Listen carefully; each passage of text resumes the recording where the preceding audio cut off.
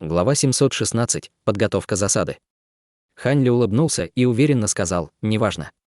Давай сначала посмотрим, как дальше пойдет. Если это не удастся, мы сможем убежать. С помощью моей техники я смогу вытащить тебя отсюда независимо от ограничений на твоем теле». Осмотрев Хань Ли несколько мгновений, она, казалось, поняла, что он передумает. Она прикусила губу и сказала: «Это прекрасно. Хотя я не знаю, насколько глубоки твои способности, ты достаточно опытен, учитывая твою уверенность. Но тебе не нужно искать ее. Резиденция моей старшей боевой сестры накрыта несколькими слоями ограничений, поэтому я приведу ее сюда. Затем ты можешь использовать мощь от ограничений, чтобы захватить ее, пока ее охрана не сработает». Немного подумав, Хань Ли улыбнулся и сказал: «Этот метод действительно более надежный. Однако, можешь использовать ограничения в своей пещерной резиденции». Когда я приехал, оказалось, что ограничения были разрушены. Нангун Ван быстро ответила: «Не беспокойся. Хотя некоторые из поверхностных ограничений были разрушены моей старшей боевой сестрой, есть еще одно очень грозное скрытое ограничение, которое она еще не обнаружила. Его все еще можно использовать». Хань Ли потер подбородок и сказал: «Хорошо. Поскольку мы можем его использовать, у меня тоже есть несколько наборов инструментов для создания ограничительных заклинаний. Хотя они не особо мощные, но даже они смогут обеспечить определенный уровень сопротивления». Услышав Хань Ли, Нангун Ван стала более уверенной: «У тебя есть флаги магических формаций. Так даже лучше. Мы не можем это надолго откладывать. Мне понадобится полдня, чтобы снять ограничения со своего тела и восстановить магическую силу. За это время ты должен установить ограничительные заклинания». Немного подумав, Хань Ли озадаченно спросил: «Если нам удастся ограничить твою старшую боевую сестру, разве ты не можешь взять под контроль секту маскирующейся луны? Тогда нам не придется убегать». Нангун покачала головой от неожиданности: «Это невозможно. Помимо этой старшей боевой сестры, есть еще один культиватор зарождающейся души. Хотя я с ним в хороших отношениях, он, конечно же, не позволит мне принять титул великого старейшины незаконно. У меня также нет желания бороться за власть. Мне нужно только место, где я могу спокойно культивировать». Хань Ли покачал головой и холодно улыбнулся: «Тогда предоставь все мне. Если все пройдет успешно, ты можешь присоединиться к моей секте дрейфующего облака. Даже если Альянс 9 наций сильнее, и Вэйвуи сильно полагается на Вэйлихена, он не посмеет оскорбить Альянса Небесного Да двумя культиваторами зарождающейся души во время вторжения воинов-заклинателей». Сказав это, он хлопнул по своей сумке для хранения и взмахнул рукой, высвободив кучу флагов формации и пластин. Нангун Ван при виде этого слегка улыбнулась и села. Закрыв глаза, она сделала жест заклинания руками. Спустя мгновение ее белоснежная одежда начала испускать ало-красное пламя. Оно достигло около метра в высоту и окутало Нангун Ван. Затем Хань Ли свои действия. Его тело размылось, он закружил по залу, устанавливая флажки и пластины формации по всей площади. Разноцветное сияние сверкало перед ним, перед тем, как оно исчезло из его поля зрения.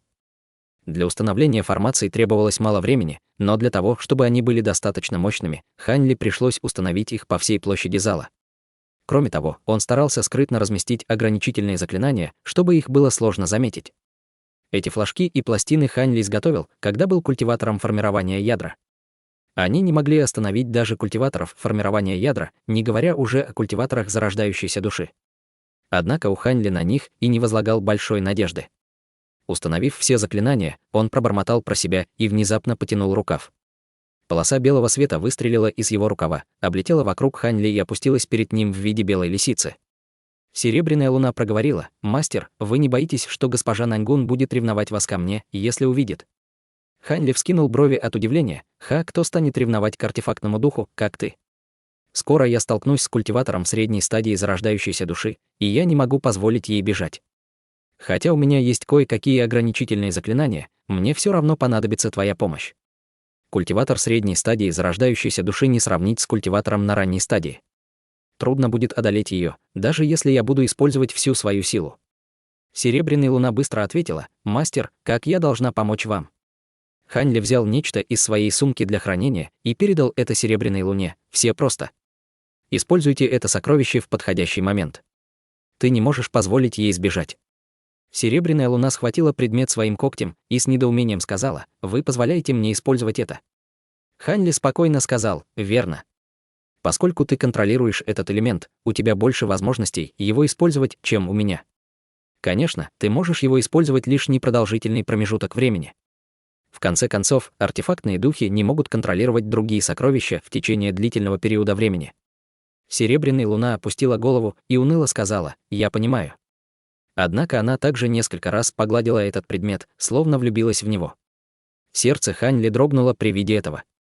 После того, как серебряная луна схватила этот предмет, все ее тело засверкало серебряным светом, и она тут же исчезла в земле. Затем Хань Ли сделал несколько кругов вокруг зала и внезапно поднял голову, чтобы внезапно взглянуть на потолок. Похлопав по своему мешку для хранения духовных зверей, он выпустил рой черных золотых прожорливых жуков. Они вращались над ним в виде облака шириной в 3 метра. Хань Ли глубоко вдохнул и взорвал лазурный туман в облаке. Сделав жест заклинания руками, он тихо пробормотал, и облако насекомых замерло на мгновение, а затем превратилось в пятнышки звездного света. Затем пятнышки света поднялись к потолку и исчезли, сверкнув лазурным светом, который полностью замаскировал их ауру. Хань Ли прищурился и снова взглянул на потолок. Не почувствовав ничего очевидного, он удовлетворенно кивнул головой. Закончив приготовление, он перевел взгляд на Наньгун Ван. В этот момент пламя на ее теле стало перемещаться, пока не приобрело форму круглого красного диска, который запульсировал странным светом. Изменения в пламени также повлияли на духовный ци в зале, что вызвало его беспокойство. Хань Ли нахмурился. Немного подумав, он ударил по ближайшему каменному столбу печатью заклинаний, и перед Наньгун тут же появился лазурный барьер. Вскоре духовная ци вокруг зала пришла в норму. При виде этого Хань Ли улыбнулся и сел в соломенное кресло напротив Наньгун. Имея такую хорошую возможность взглянуть на ее привлекательное лицо, он, естественно, хотел хорошо разглядеть женщину, которую он жаждал много лет. Вскоре после этого Хань Ли был очарован ею, и его тело ослабело. Внезапно Хань Ли исчез из своего местоположения. Женщина, шпионившая за ним снаружи зала, была встревожена этим. Внутренне выругавшись, она тут же попыталась сбежать. Но она была слишком медленной. Позади себя она услышала голос Хань Ли: «Почему ты шпионишь за нами? Разве ты не боишься наказания своего боевого предка?» Не смея поворачивать голову, она заикалась: «Я не шпион. Просто боевой предок долго не появлялась, поэтому я разволновалась». Это была женщина в желтой одежде, которая привела Хань Ли в зал. В тот момент она уже почувствовала огромное давление позади себя, в результате чего ей стало все предельно ясно. Зажав руки за спиной, он уставился на молодую женщину и сказал: «А, правда? Раз ты хотела узнать, как она, зачем ты пряталась? Ты даже использовала редкий высокоранговый талисман, чтобы скрыть свою духовную ци. Откуда у культиватора заложения основ такой талисман?» Молодая женщина не знала, что и сказать, в то время, как Хань Ли сказал: «Не надо больше ничего объяснять, ты идешь со мной. Как только твой боевой предок закончит, она решит, как с тобой поступить». Как только женщина в желтом услышала это, она рассердилась и мгновенно сжала талисман в другой руке. Ее тело вспыхнуло желтым светом, и она метнулась в коридор, пытаясь убежать. Хань Ли холодно уставился на нее, но не стал двигаться к ней. Как только она пролетела около 30 метров, соседняя стена внезапно сплела облако розового тумана и окутала ее. Свет, окружавший тело молодой женщины, рассеялся, и ее тело несколько раз качнулось, а затем упало на землю. В мерцающем желтом свете серебряная луна вышла из стены и изящно помахала хвостом несколько раз, а затем с улыбкой подошла к молодой женщине.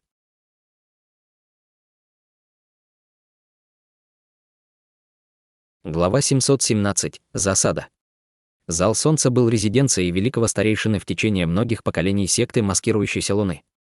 Здесь была не только хорошая духовная энергия, но также были установлены ограничительные заклинания. Помимо нескольких других старейшин, никто не мог приблизиться к этому залу без разрешения великого старейшины. В этот момент полоса красного света пролетела через горизонт.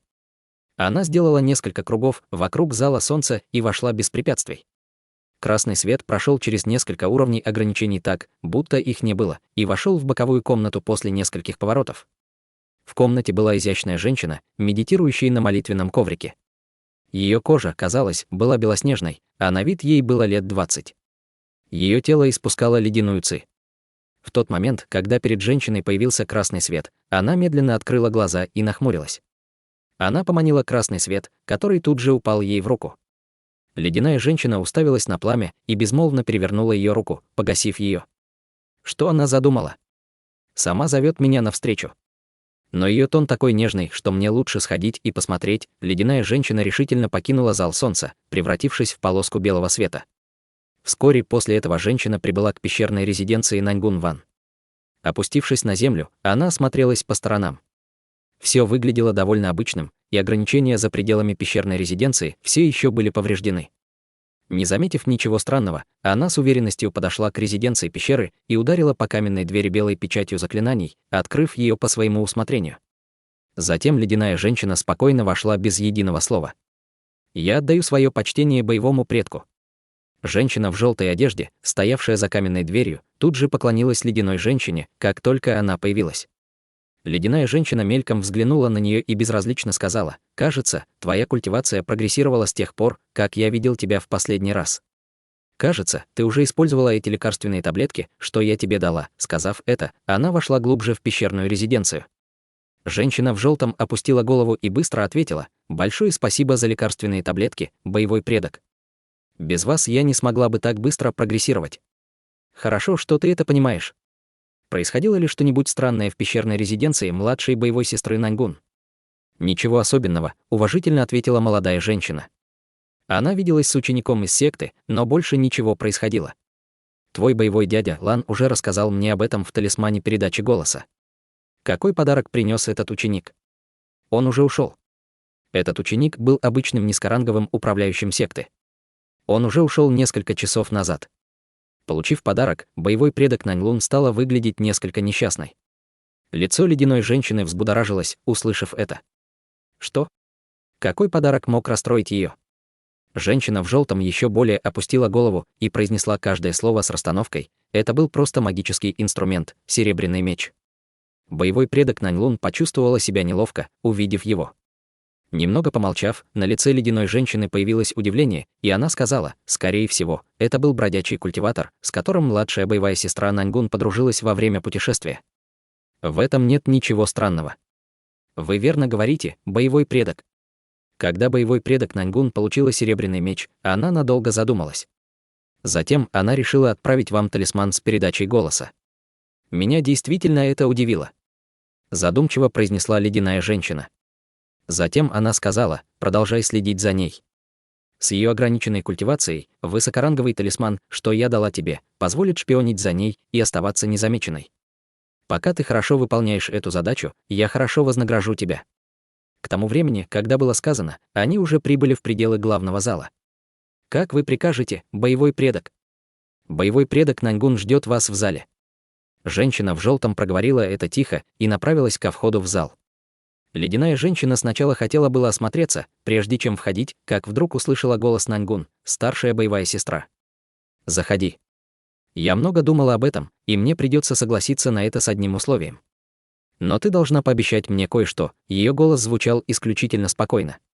Ледяная женщина была приятно удивлена и без лишних размышлений ответила приятным тоном: «Младшая боевая сестра Наньгун. Замечательно, что ты, наконец, поняла это. Если ты выйдешь замуж за старейшину Вея из секты блуждающего разума, я соглашусь на любое твое условие. При содействии Вэйвуя наша секта маскирующейся луны придет к процветанию». Сказав это, она окинула взглядом весь зал. Наньгун Ван сидела в соломенном кресле, держа в руке серебряный меч. Она так тщательно рассматривала его, будто это не она говорила всего минуту назад. Когда ледяная женщина увидела это, она шагнула вперед и вошла в большой зал. На ее лице появилось недоумение, и она собиралась спросить у Наньгун Ван что-то еще, как вдруг выражение ее лица резко изменилось, и ее рука выстрелила назад со скоростью молнии. Она выпустила из 5 пальцев 5 мечей в то место, где стояла женщина в желтой одежде. Когда женщина в желтой одежде увидела эту атаку, на ее лице появилась странная улыбка. Тело женщины внезапно погрузилось в пол по вспышке желтого света. Она немедленно выстрелила в зал, увидев эту фантастическую технику уклонения земли. Но как только она направилась к выходу, она услышала приближающийся к ней свист. Лазурный меч длиной в 10 метров яростно нёсся на ней, пытаясь расщепить ее пополам. Ее выражение сильно изменилось. Она щелкнула пальцами, и 10 футов длиной ледяного света выскочили из них, ударив огромный меч. Полоски белого света врезались в меч, в зале раздался грохот. Это столкновение заставило как огромный меч, так и женщину отступить. Ледяная женщина отступила на 10 метров, а затем остановилась. Огромный лазурный меч потускнел и рассыпался на несколько десятков летающих мечей, которые начали крутиться. Постепенно внутри вращающихся мечей появился силуэт юноши с обычной внешностью. Когда женщина увидела истинный уровень культивации Хань Ли, она невольно прищурилась. «Что происходит?» — холодно спросила она. «Младшая боевая сестра Наньгун, кто он и кто этот двойник Юэр?» Женщина осторожно потянулась к талии и достала красный медальон. Хань Ли перевел взгляд на командный медальон и угрюмо сказал: «Медальон ограничения». Холодно фыркнув, ледяная женщина сказала: «Как и ожидалось, она все тебе рассказал. Я не знаю, кто ты, но это внутренние дела секты маскирующейся Луны. Тебе лучше в это не вмешиваться, иначе наши 6 сект будут преследовать тебя». Оставив серебряный меч, она изящно встала. «Старшей боевой сестре не нужно угрожать мне», — холодно сказала Наньгун Ван. «У меня тоже есть друзья в 6 сектах. Если бы они узнают, что старшая боевая сестра другому члену секты, на чьей они будут стороне? И хотя ты можешь активировать технику удержания сердца с помощью этого медальона, неужели ты думаешь, что я позволю тебе воспользоваться им?» Вскоре после этого Наньгун Ван выплеснула кольцо пламени, активировав магическое сокровище — ленту огненных птиц. Услышав это, зловещий блеск вспыхнул в глазах ледяной женщины. Она не собиралась отступать от Хань Ли, а на ее лице было оскорбленное выражение. Она вдруг взмахнула рукавами и выбросила полоски белого и черного света, 2 летающих меча. Они стали вращаться вокруг нее и внезапно увеличились в размерах до 3 метров в длину. Белый летающий меч был таким же чистым, как снег, и испускал ледяную ци. Черный летающего меча был невероятно горячим и иногда сверкал черным пламенем. Это редкая пара мечей инь-янь. Женщина холодно рассмеялась и слегка встряхнула красный медальон в руке и пробормотала несколько слов. Медальон сразу же засверкал красным светом, который окутал его слоями. Тщательно наблюдая за ее действиями, Хань Ли тут же попытался прервать ее, не задумываясь. Маленький серебряный колокольчик уже начал вращаться вокруг его головы. Сделав жест заклинания, раздался звон, который выпустил серебряные звуковые волны. Почти в то же время Хань Ли взмахнул руками, посылая полоски красного и лазурного света к 2 соседним колоннам в зале. Как только они вошли в ограничительные заклинания, земля задрожала.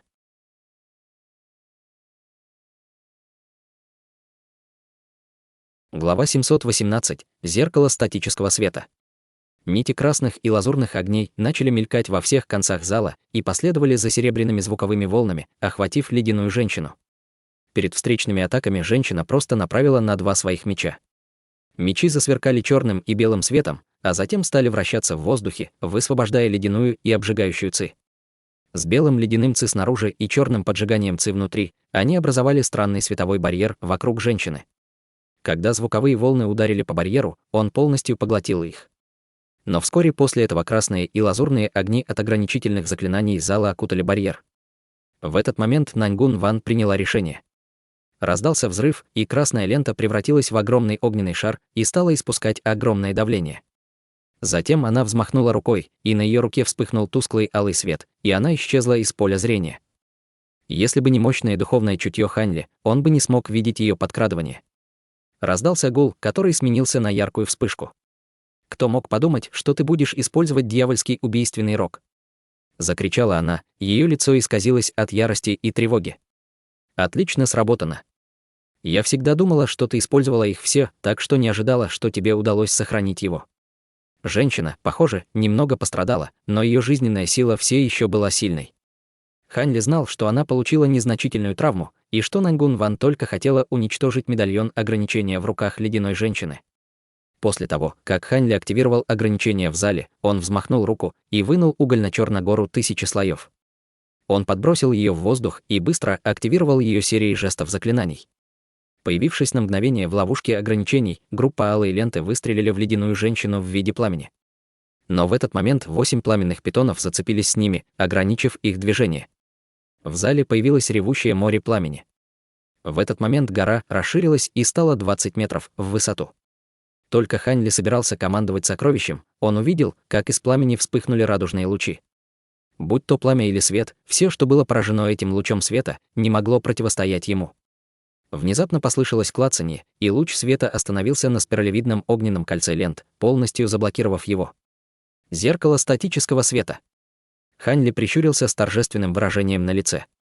До того, как прибыла ледяная женщина, Наньгун Ван подробно объяснила Хань Ли о техниках и сокровищах своей старшей боевой сестры, что позволило Хань Ли атаковать ее более эффективно. Зеркало статического света было древним сокровищем, о котором говорила ему Наньгун Ван. Оно было также самым сильным из сокровищ ей старшей боевой сестры. Зеркало лазурного статического света, которое Хань Ли видел во время испытания кровью и огнем, скорее всего, является копией этого древнего сокровища. Хотя оно обладало лишь 100-й частью его силы, тот магический инструмент по-прежнему был известен среди низкоранговых культиваторов как высокоранговый магический инструмент.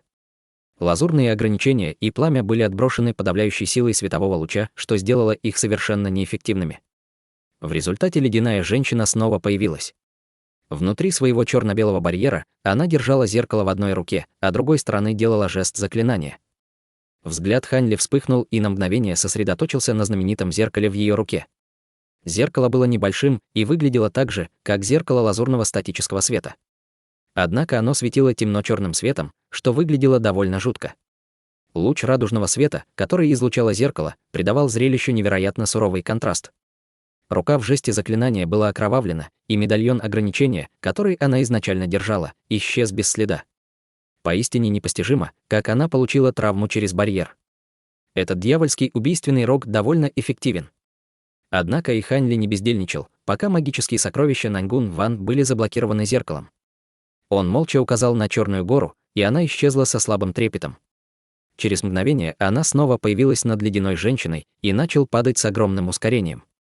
Женщина усмехнулась и слегка изменила направление своего зеркала статического света, сделав жест заклинания свободной рукой. Внезапно луч света чуть дрогнул, и от него разделился более тонкий луч, который вылетел в направлении Черной горы. Превзойдя скорость звука, луч пронзил воздух в попытке задержать падение Черной горы. Хань Ли был готов к тому, что это не сработает, поэтому он крепко сжал руки в жесте заклинаний. Падающая Черная гора внезапно застыла в воздухе и обернулась один раз, превратившись в большое облако черного света, опередив луч радужного света. Как только черное облако появилось, оно охватило пучок радужного света, поразив ледяную женщину. Черный световой барьер задрожал и начал беспорядочно выбрасывать духовную ци, заставляя лучи света зеркала растекаться в разные стороны. Силуэт женщины потускнел под световым барьером, а на ее лице изменилось выражение. Недолго думая, она открыла рот и выплюнула туман лазурной ци. Усиленный этим туманом, радужный свет рассеялся и остановил Черную гору и ее ауру в падении. В результате этого противостояния раздалась серия оглушительных взрывов. Наньгун Ван напряглась при виде тупиковой ситуации, и она внезапно увеличила кольцо алых лент. Оно закричало криками Феникса, пытаясь изо всех сил освободиться. Сейчас они объединили свои силы, чтобы противостоять старшей боевой сестре Наньгун Ван. Разумеется, они не только поддержали этот тупик, но также наблюдали за действиями друг друга. Хань Ли первым начал действовать, похлопав по своей сумке для хранения духовных зверей. С громким жужжанием в воздух вылетело бесчисленное количество золотых прожорливых жуков и тут же образовало злобное золотое облако. Затем Наньгун Ван сделала жест заклинания потусторонней песни. В метре над ее головой неожиданно появился алый световой барьер. Барьер сверкал яркой жидкостью внутри, что становилось постепенно все ярче. Ледяная женщина внезапно подбросила зеркало вверх и хлопнула в ладоши, вызвав в маленький треугольный флаг. Несмотря на ее приготовление, она все еще мрачно проговорила: «Божественный свет воплощения». Младшая боевая сестра Наньгун, кажется, ты действительно не намерена сдерживаться, раз посмела использовать это. Хотя она обнаружила, что рой золотых насекомых был несколько странным, она не обращала на них внимания. Она явно не знала о золотых прожорливых жуках. Наньгун Ван сказала: «Если старшая боевая сестра не хочет сражаться не на жизнь, а на смерть, тогда отдай мне медальон ограничения сердца и оставь нас». Ледяная женщина фыркнула, и злое намерение появилось на ее лице. Затем она открыла рот и выплюнула маленький кроваво-красный меч. Меч был всего несколько дюймов длиной, но сам он сверкал ослепительно красным светом. Нить черной ци слегка блуждала по его лезвию. Как только появился меч, он задрожал, наполняя зал запахом крови. Улыбка исчезла с лица Наньгун Ван, как только этот меч появился. Она ледяным взглядом посмотрела на старшую боевую сестру, кровавый дьявольский меч. «Как давно ты получила это злобное сокровище? Ты не боишься дьявольской реакции Цзи? Не волнуйся, с помощью этого артефакта я выиграю этот бой так быстро, что дьявольская Ци мне не навредит. Но я спрашиваю тебя в последний раз, неужели ты действительно не хочешь выйти замуж за Вейлихена ради процветания секты? Если нет, тогда я не буду сдерживать кровавый дьявольский меч. Более того, я вне уверена, что могу полностью контролировать его, так что не обвиняй меня в том, что я тебя не предупреждала. Голос ледяной женщины был наполнен уверенностью. Хань Ли без особого беспокойства взглянул на меч и спокойно сказал: «Тебе не нужно задавать никаких вопросов. Даже если бы Ван Эр была готова пожертвовать собой для секты маскирующейся луны, я бы этого не допустил. Хватит нести чушь. Кто ты такой? Кажется, твой уровень культивации и способности довольно неслабы, но я не помню ни одного культиватора зарождающейся души, который бы подходил под такое описание. Наверное, ты только недавно сконденсировал зарождающуюся душу. Но кто ты такой для Ван Эр? Очевидно, ты причина, по которой она не желала вступать в брак с Вейлихеном». В глазах ледяной женщины сверкнул жуткий блеск, когда она взглянула на Хань Ли.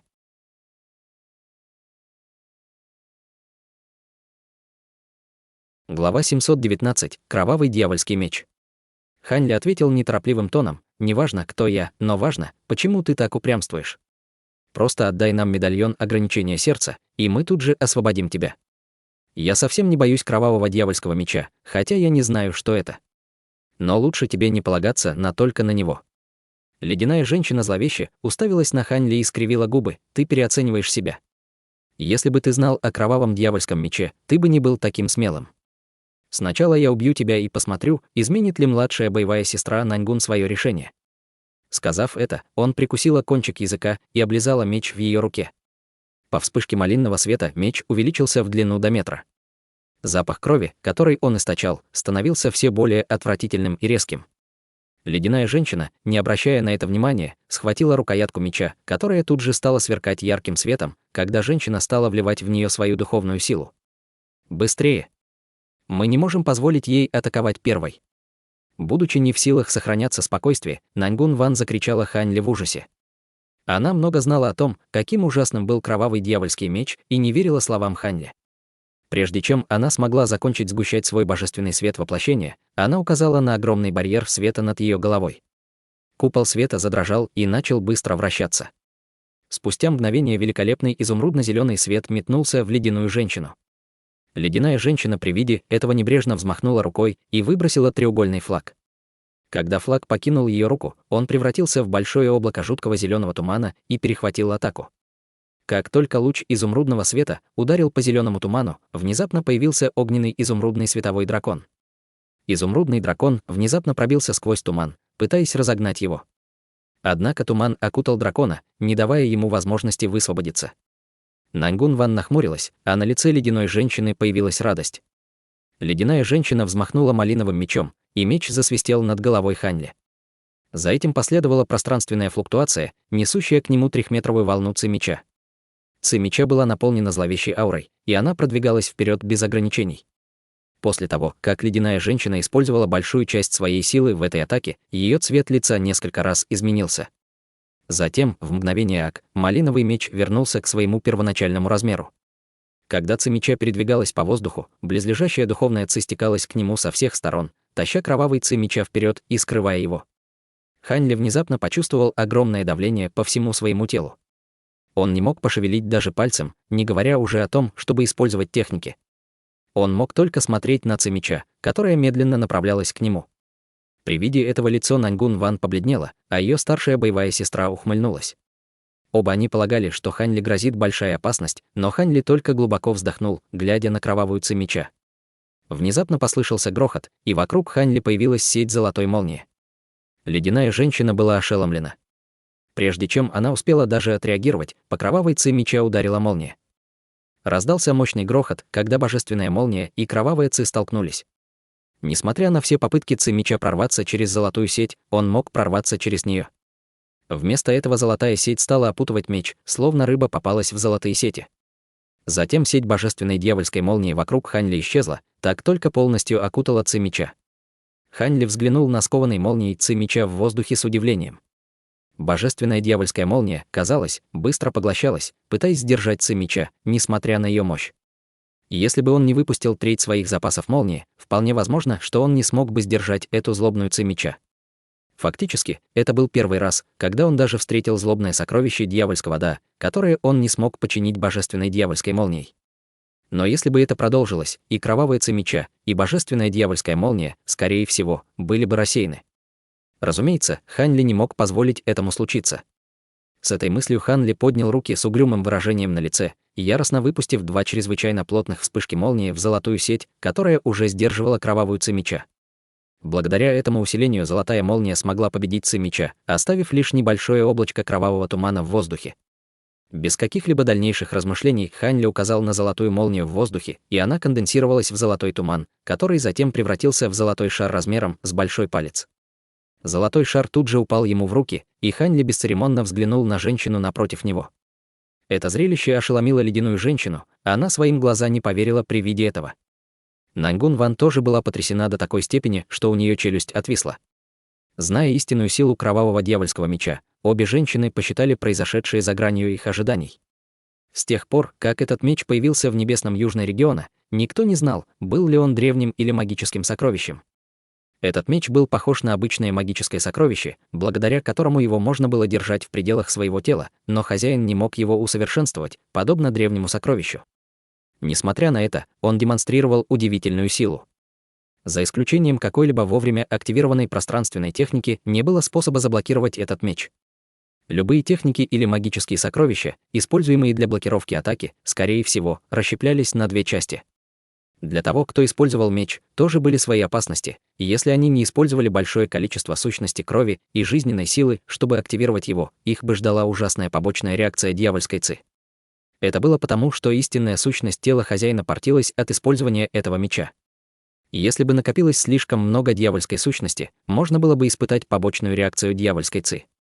Хозяин меча мог потерять свою человеческую сущность и остаться в свирепым дьяволом до самой своей смерти. Во всем небесном южном регионе было всего несколько таких дьявольских артефактов. Можно сказать, что его название вызывало как страх, так и восхищение. Сразу после того, как Хань Ли разогнал кровавую ци меча, он принял меры, не дожидаясь, пока обе женщины придут в себя. По свистку перед ним появились золотые прожорливые жуки, которые яростно зажужжали, заполнив комнату, и двинули в направлении ледяной женщины. Это действие Хань Ли заставило ее прийти в себя от оцепенения. В яростной тревоге она открыла рот и выплюнула из ее рта маленький серебряный меч и быстро сделала жест руками. Серебряный меч засверкал ярким светом и выпустил серебряный световой барьер. Внезапной вспышкой серебряный меч задрожал и выстрелил 1000 нитей серебряного света в сторону приближающегося роя золотых прожорливых жуков снаружи барьера. Меч конденсированных нитей. Хань Ли нахмурился про себя. Таким образом, оказалось, что старшая боевая сестра Наньгун Ван изначально была культиватором мечей. Неудивительно, почему у нее было так много магических сокровищ типа мечей. В следующий момент серебряные нити поразили облако золотых насекомых. Раздался громкий треск погибающих верхушков, которые посыпались на пол, в результате чего рой жуков стал намного меньше. В облаке золотых прожорливых жуков остались просветы в том месте, куда ударили нити серебряных мечей. Сердце Хань Ли ушло в пятки. Неужели его нынешние золотые прожорливые жуки по-прежнему были не способны сражаться с культиваторами зарождающейся души? Он столько времени и сил потратил на их эволюцию. Ледяная женщина почувствовала облегчение от этой атаки. Казалось, еще несколько таких атак, и она бы полностью уничтожила этот рой. Она почувствовала, что ей нечего бояться этих жуков. Однако разочарование Хань Ли вскоре сменилось радостью. Жуки, выпавшие из облака, снова начали двигаться. С криком они взлетели вверх и присоединились к оставшимся жукам, что летели в направлении ледяной женщины. В этот момент из зеленого тумана внезапно раздался крик Феникса, и сияние 1000 солнц внезапно осветило и рассеялось, раскрывая после себя красную луну. Луна ярко засверкала, а затем бросилась к ледяной женщине. Выражение ледяной женщины сильно изменилось. Внезапно световой барьер начал вращаться вокруг нее, а ее тело превратилось в полоску черно-белого света в попытке бежать из зала. Казалось, теперь ледяная женщина поняла, что ей будет трудно справиться с Хань Ли и Наньгун Ван. Вот почему она решила покинуть пещерную резиденцию и собрать подкрепление. Хотя Хань Ли и Наньгун Ван вместе были грозными противниками, они не смогли противостоять бесчисленному количеству учеников секты маскирующейся Луны. Как только бы она покинула пещеру, она смогла бы активировать силу защиты секты и заманить их внутрь.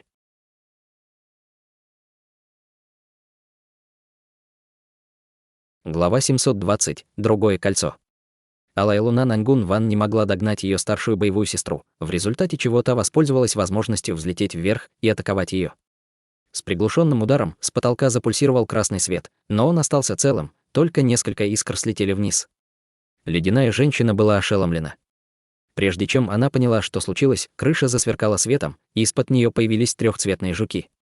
Они быстро собрались в центре комнаты и образовали трехцветный щит. Ледяная женщина тревожно взмахнула рукой и активировала серебряный талисман между пальцами, не задумываясь. Нангун Ван при виде этого тут же поняла, что ее старшая боевая сестра планировала сделать. Ее выражение лица стало мрачным, а она тут же похлопала по своей сумке для хранения, вместо того, чтобы использовать божественный свет воплощения. В руке появился маленький красный флаг, и она тут же бросила его в землю. Ледяная женщина махнула рукой и активировала талисман в руке. Талисман вылетел из ее руки, сверкая желтым светом, и пронесся к потолку, словно падающая звезда. Желтый свет с легкостью пробился сквозь огромный щит, словно там ничего не было. Но в тот же момент Нангун Ван закончила произносить заклинание и активировала скрытые ограничения в своей пещерной резиденции. Весь зал засветился красным светом, окружая все вокруг ослепляющим сиянием. Словно в качестве отмщения за ледяную женщину, падающая звезда немедленно прекратила движение, ударив по световому барьеру, словно запечатавшись в нем. Затем в том месте стало скапливаться огромное количество красного света. Старшая боевая сестра Нангун Ван была поражена этим внезапным изменением, но, будучи опытным культиватором, она сразу поняла, что это такое. Она мгновенно щелкнула пальцем с угрюмым выражением на лице, выпустив из своей руки ледяной белый меч. Он закружил вокруг талисмана и быстро рассеял красный свет, который его сдерживал. На лице ледяной женщины появился восторг при виде этого. По вспышке желтого света она взлетела к потолку через отверстие рассеянного красного света. Но как только она была на полпути через отверстие, перед ней вспыхнул пурпурный свет. Нечто внезапно окутало ее и решительно оттащило ее от потолка. Перед ней появился размытый белый силуэт молодой женщины с усмешкой на лице. Серебряная луна внезапно появилась с потолка, держа в руке прозрачную пурпуровую нить. Другой конец пурпурной нити вел прямо к телу ледяной женщины. В этот момент старшая боевая сестра Нанлун Ван обнаружила, что ее тело было окутано сеткой сверкающей фиолетовой нити. Эта нить была практически неразличима для глаз. Ледяная женщина, недолго думая, щелкнула пальцами, выстрелив 10 полосками черно-белой ци меча. Затем она выплюнула зеленое пламя прямо на пурпурную нить. Фиолетовый свет трансформировался в сеть, ни зеленое пламя, ни черно-белая ци меча не могли разорвать ее нити. Ледяная женщина запаниковала при виде этого. Она хотела было использовать свою жизненную силу, чтобы активировать секретную технику, но серебряная луна улыбнулась и натянула пурпурную нить, произнеся слово «держи». Пурпурная сеть тут же натянулась и полностью ограничила движение ледяной женщины. Лицо женщины стало кроваво-красным. С тех пор, как она сконденсировала зарождающуюся душу, к ней всегда относились с уважением, и она с тех пор никогда не попадала в такую ситуацию. В ее глазах загорелся блеск стыда и ярости, а все ее тело засверкало ярким светом. Через мгновение свет яростно увеличился в размере и стал приобретать оттенок малинового. Улыбка исчезла с лица серебряной луны, как только она это увидела. Она тут же приказала фиолетовому облаку высвободить весь свой нефритово-солнечный истинный огонь, как вдруг Нангун Ван послала ей передачу голоса: «Не трогай ее, оставь ее мне». Как только она это сказала, алая луна взлетела снизу и окутала ледяную женщину внутри себя. Алая луна стала поспешно вращаться и пульсировать, наполняя зал своими силуэтами. Когда Хань Ли увидел вращающуюся луну внизу, он был так потрясен, что не поверил своим глазам. Неудивительно, почему ледяная женщина так испугалась божественный свет воплощения Нангун Ван. Спустя промежуток времени, за который можно выпить чашку чая, алая луна вдруг остановилась, а лицо Нангун Ван побледнело от усталости. Затем она взмахнула рукой, и луна рассеялась, вспыхнув ярким света. Ее старшая боевая сестра появилась позади нее, зависнув в воздухе, будучи все еще сдерживаемая фиолетовым облаком. Однако духовная ци в ее теле была совершенно спокойной. Она выглядела так, будто лишилась сознания, а на ее лице была странная улыбка. «Что это?» — удивленно проговорил Хань Ли. Щеки Нангун Ван слегка прозовели, и она ответила с улыбкой на лице: «Тот, кто попал в ловушку моего божественного света воплощения, не способен сбежать от него, даже если проявит свою зарождающуюся душу. Эта техника также обладает невероятно мощным эффектом оцепенения. Сознание моей старшей боевой сестры на какое-то время подавлено из-за божественного света. Таким образом, мы можем задержать ее». Хань Ли потер нос и проговорил: «Неудивительно, что твоя старшая боевая сестра так испугалась. Эта техника способна подавить даже проявление зарождающейся души. Однако, не было бы необходимости использовать такие сложные техники, если бы нам не было нужно поймать ее. Убить было бы намного проще. Нангун Ван вдохнула и заставила себя улыбнуться. Убийство моей старшей боевой сестры, которая является великим старейшиной секты, неприемлемо. Поскольку я отправлюсь вместе с тобой, секта маскирующейся Луны получит удар по ее силе.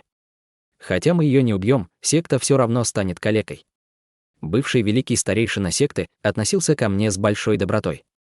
Хотя я не могу пожертвовать собой ради секты, я не могу убить ее. Хань Ли улыбнулся и сказал: но твоя старшая боевая сестра совсем не думала о тебе, когда напала на тебя и поставила ограничительные заклинания на твое теле. Это не важно.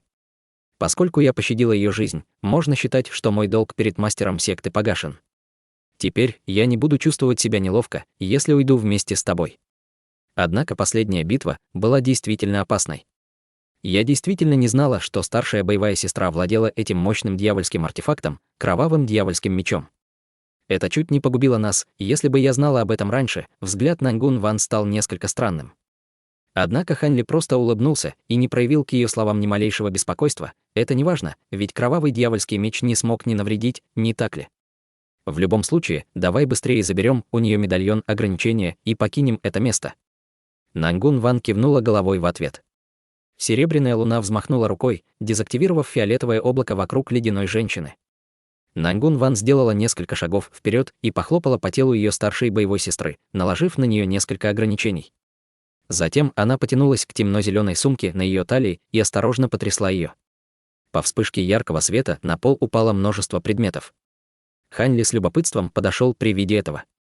Медальон ограничения сердца был довольно легко найти. Нангун Ван быстро улыбнулась. Хань Ли же быстро осмотрел вещи ледяной женщины и обнаружил маленькое изысканное кольцо. Оно было совершенно темным и не излучало света. Хань Ли нахмурился и поднял ее, чтобы осмотреть поподробнее. Нангун Ван удивленно сказала: «Зачем оно тебе?» Выглядит как обычный магический инструмент. Хань Ли хихикнул и вдруг ударил по своей сумке для хранения, вызвав в руки нефритовый ящик. Когда коробка открылась, в ней было такое же черное кольцо.